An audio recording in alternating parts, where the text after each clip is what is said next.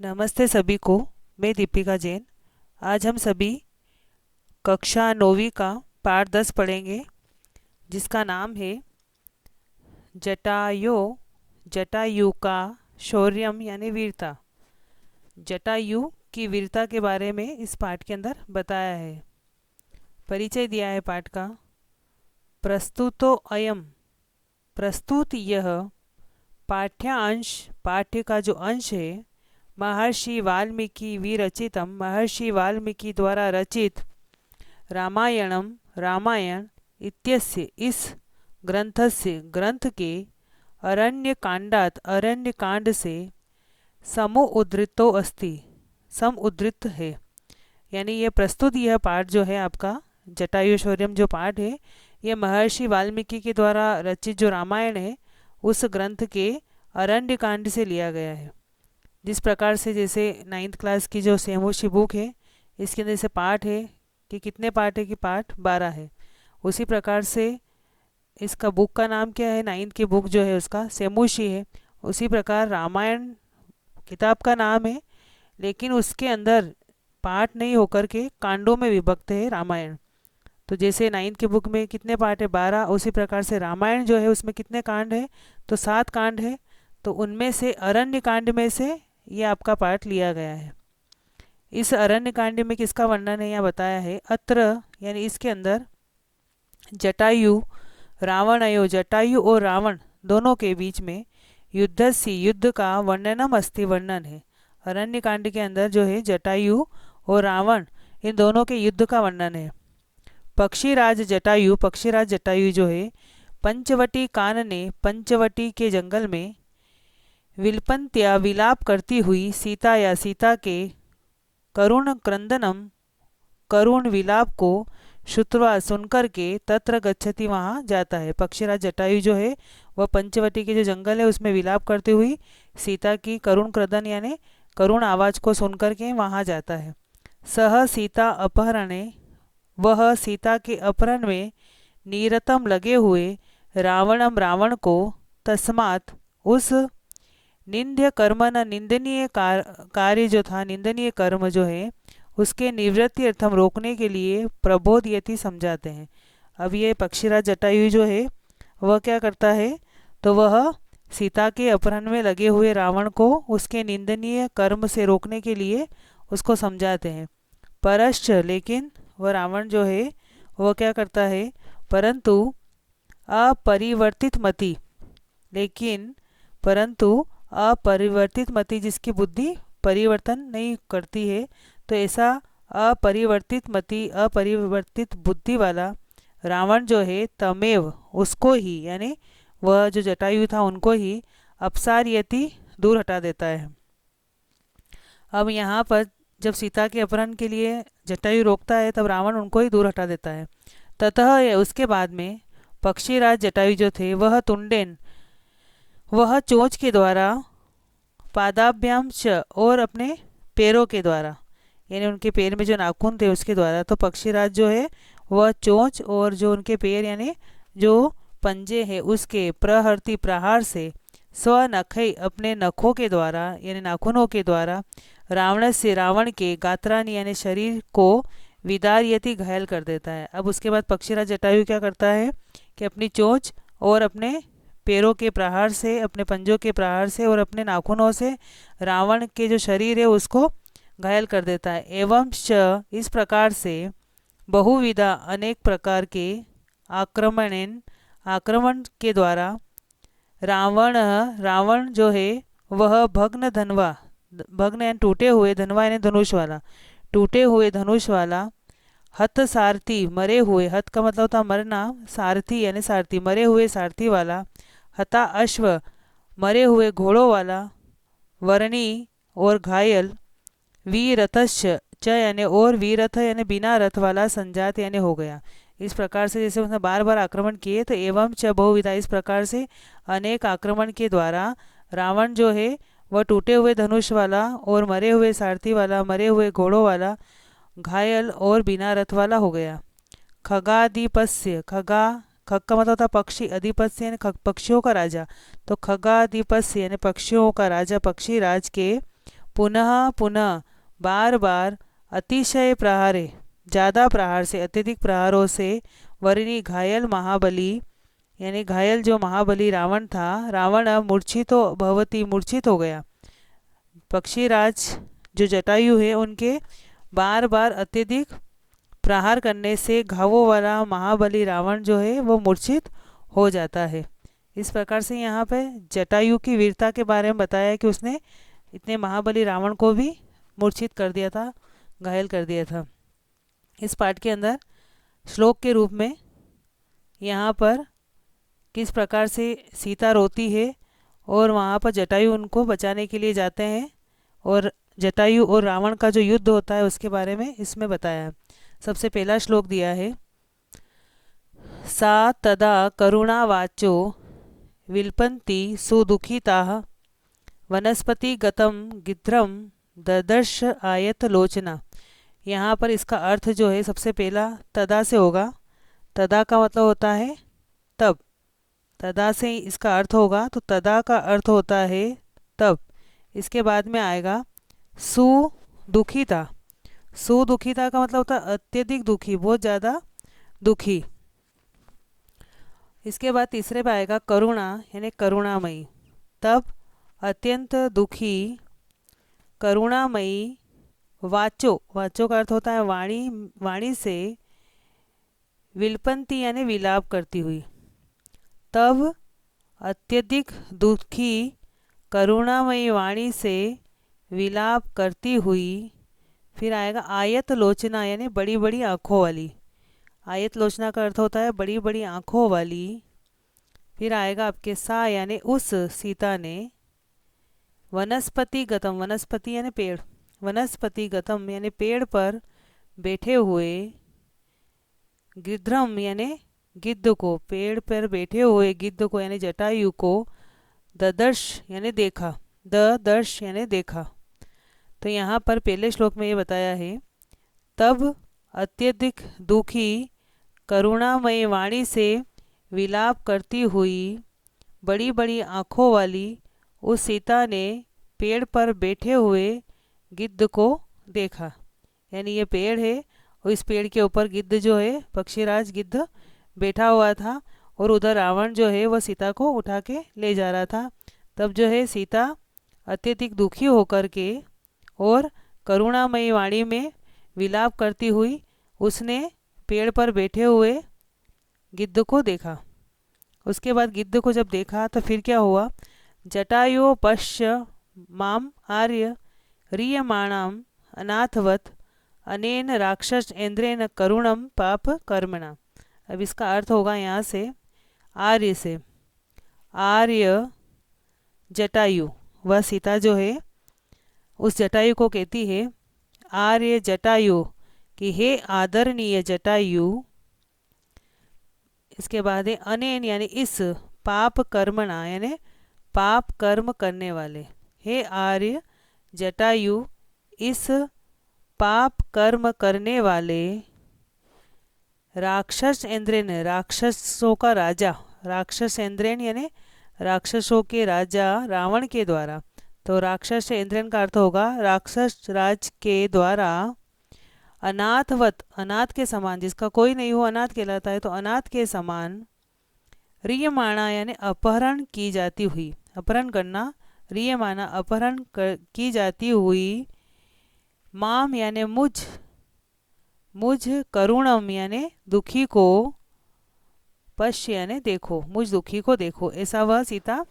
उस गिद्ध को कहती है। गिद्ध जो है पेड़ के ऊपर बैठा हुआ था जटायु, तो सीता वहाँ से उसको आवाज़ लगाती हुई कहती है कि हे आर्य जटायु इस पाप कर्म करने वाले राक्षस राज रावण के द्वारा अनाथ के समान हरण की जाती हुई, अपहरण की जाती हुई मुझ दुखी को, माम करुणम यानी मुझ दुखी को देखो, ऐसा वह जटायु को कहती है। अब जटायु इसकी तरफ देखता है तो उसके बारे में बताया आगे, तम शब्दम अवसुप्तस्तु जटायुरथ शुशुवे निरीक्ष्य रावणम क्षिप्रम वैदेहीम च ददर्श सह। अब यहाँ पर इसका अर्थ होगा अथ से, र में से अ बाहर निकलेगा, अत, अत का मतलब होता है इसके बाद। इसके बाद सह यानी उस, सह का अर्थ होता है उस। इसके बाद उस अवसुप्तस्तु, अवसुप्तस्तु का मतलब होता है सोए हुए। इसके बाद उस सोए हुए, जो वहाँ पर जटायु पेड़ के ऊपर सोया हुआ था, तो इसके बाद उस जो जटायु था, तो इसके बाद उस सोए हुए जटायु ने, जटायु यानी जटायु ने, इसके बाद उस सोए हुए जटायु ने तम यानी उसके, फिर आपके आएगा शब्दम यानी शब्द को, उसके शब्द को यानी सीता के शब्द को, उस शब्द को, तम शब्दम यानी उसके शब्द को, शुशुभे यानी सुना। तो यहाँ पर अर्थ होगा कि उसके, इसके बाद में, इसके बाद उस सोए हुए जटायु ने उस शब्द को सुना, और फिर क्या किया, च यानी और, च का अर्थ होता है और, फिर उसने रावणम रावण को निरीक्ष देखकर, क्षिप्रम शीघ्र ही जल्दी ही, फिर उसने वैदेही यानी सीता को ददर्श यानी देखा। अब वहाँ पेड़ के ऊपर जो है जटायु बैठा हुआ था, तो जब रावण उसको उठा के ले जा रहा था, तो वह करुणामयी वाणी में उसको, जैसे उसने गिद्ध को देखा, तो उस गिद्ध को वो बोलती है कि हे आर्य जटायु, इस पाप कर्म करने वाले राक्षस राज इंद्र के, राक्षस राज रावण के द्वारा जो अनाथ के समान मुझे हरण की जा रही है, तो मुझे आप देखो। तब उस जटायु जो है उसको देखता है, तो उसके लिए बताया है कि इसके बाद में वह सोए हुए जो जटायु है उसके शब्दों को उन्होंने सुना, और उन्होंने वहाँ पर रावण को देखा, और जल्दी ही सीता को भी उन्होंने देखा। अब देखने के बाद में फिर जटायु क्या करते हैं उसके बारे में बताया है चौथे श्लोक में। ततः पर्वत श्रृंगाव तीक्ष्णतुंड खगोत्तम वनस्पतिगतः श्रीमान व्याजहार शुभाम गिरम। अब यहाँ पर अर्थ होगा यहाँ से ततः, ततः यानी इसके बाद में, इसके बाद में वनस्पतिगतः, वनस्पतिगतः यानी वृक्ष पर स्थित, क्योंकि वो जटायु जो पेड़ पर बैठा हुआ था, तो इसके बाद में वनस्पतिगत, इसके बाद वृक्ष पर स्थित, पर्वत श्रृंगाभ, पर्वत, और श्रृंग का मतलब होता है चोटी, पर्वत का जो शिखर है, तो पर्वत के शिखर के समान, आभ, आपका मतलब होता है शोभा वाले, तो इसके पश्चात, इसके पश्चात वृक्ष पर स्थित पर्वत के शिखर के समान शोभा वाले, तीक्ष्ण यानी बहुत पेनी तेज, तुंड चोंच वाले, बहुत पेनी चोंच वाले, यहाँ पर खगोत्तम यानी जो पक्षियों में श्रेष्ठ है, ऐसे जटायु ने, शुभाम यानी बहुत ही सुंदर, गिरम यानी वाणी में, व्याजहार यानी कहा, वाणी में उसको कहा। तो इसके बाद में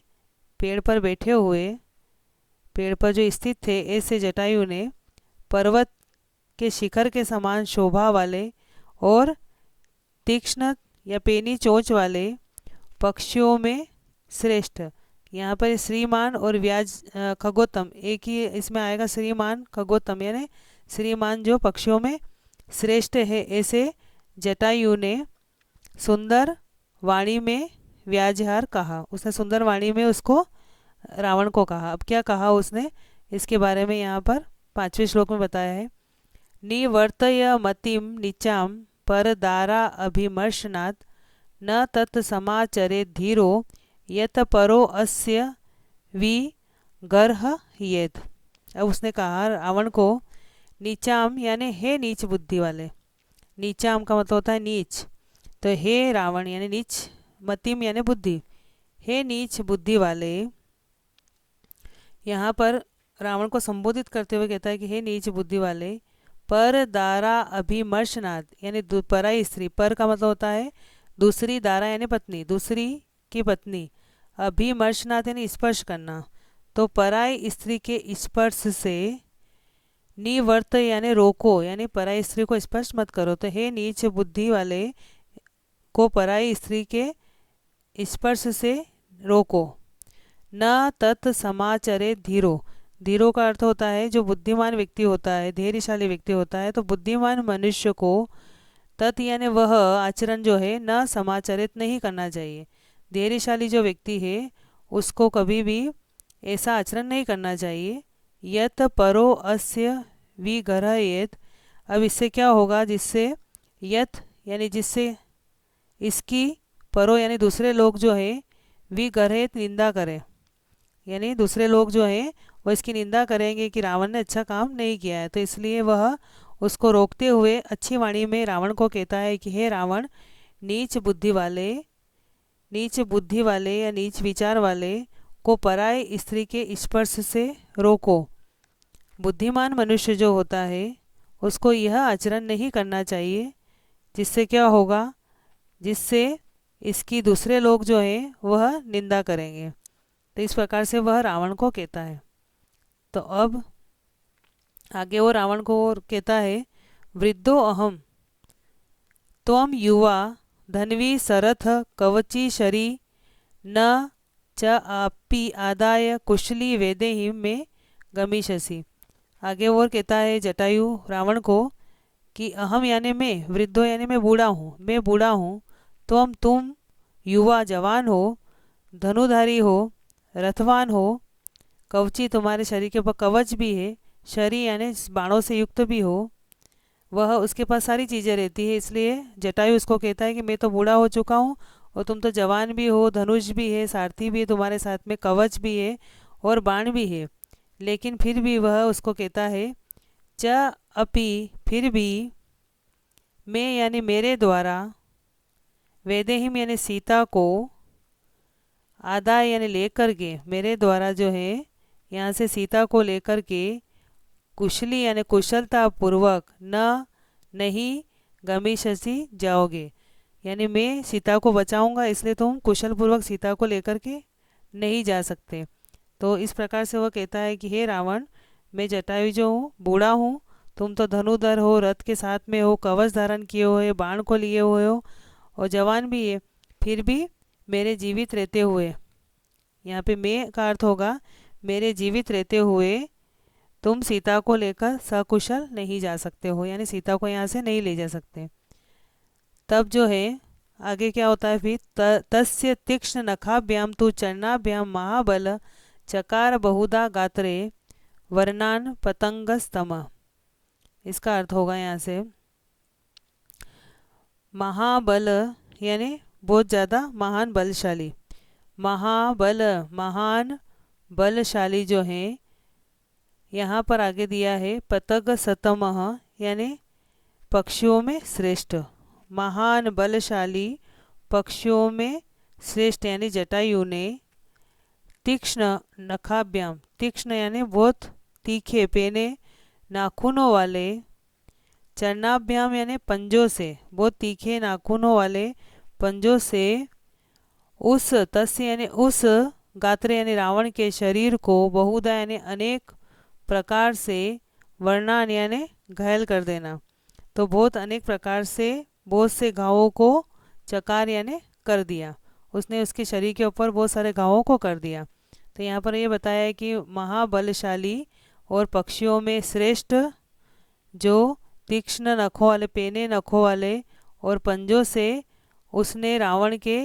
जो शरीर है उसके ऊपर बहुत सारे घावों को, बहुधा यानी बहुत प्रकार के घावों को कर दिया,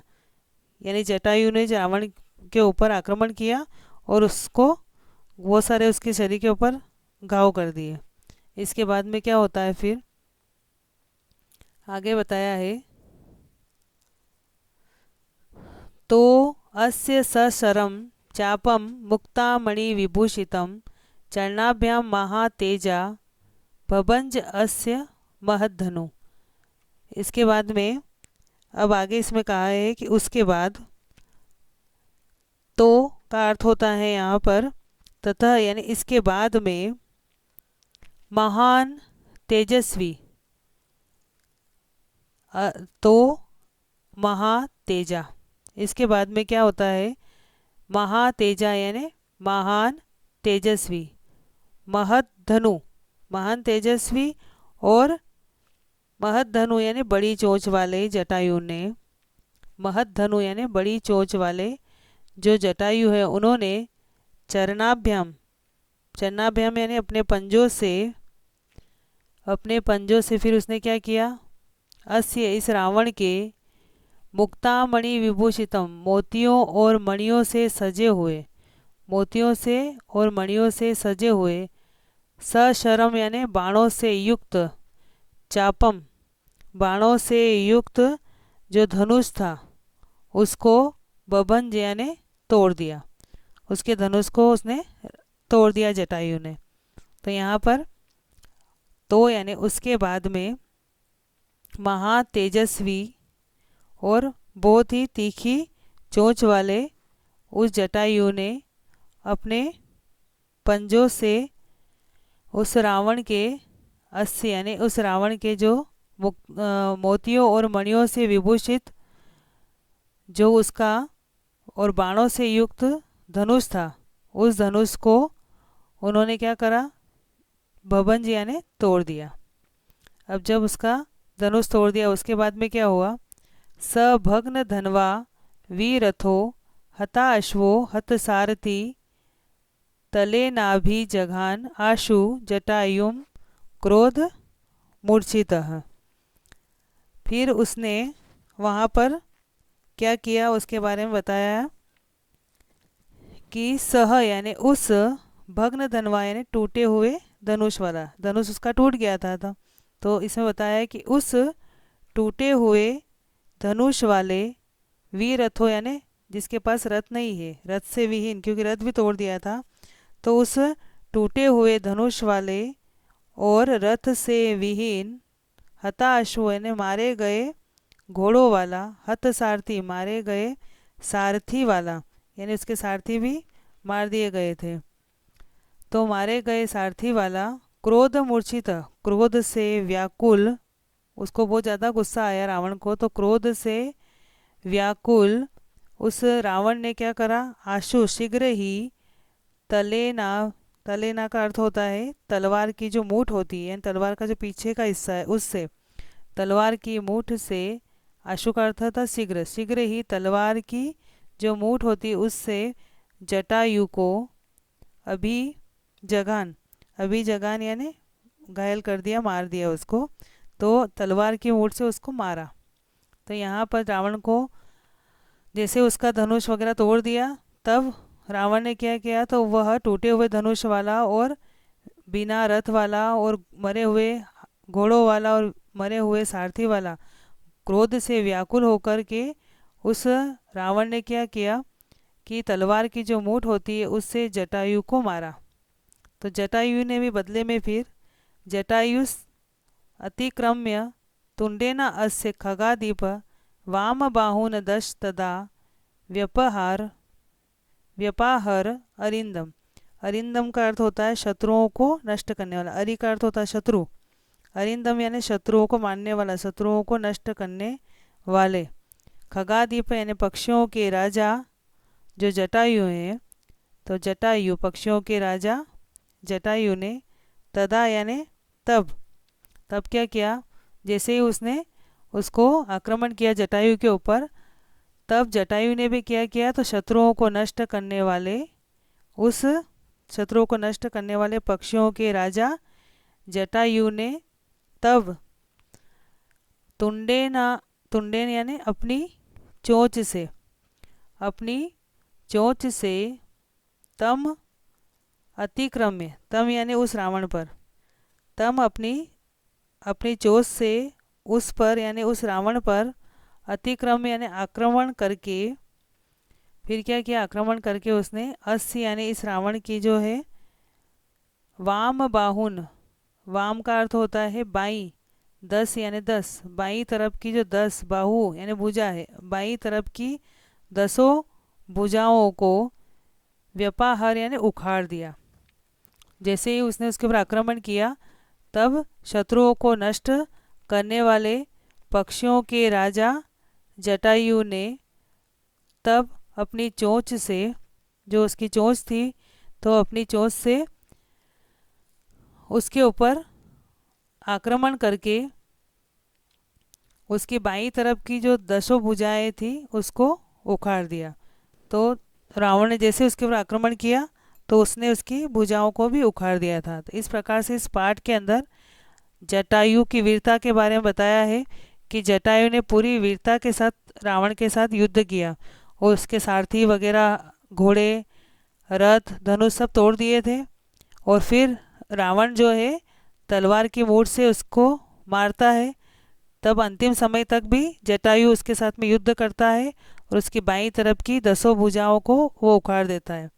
तो इस प्रकार से यहाँ पर जटायु की वीरता के बारे में इस पाठ के अंदर बताया है। तो आप वीडियो के माध्यम से इसका हिंदी अनुवाद करने की कोशिश करें। धन्यवाद।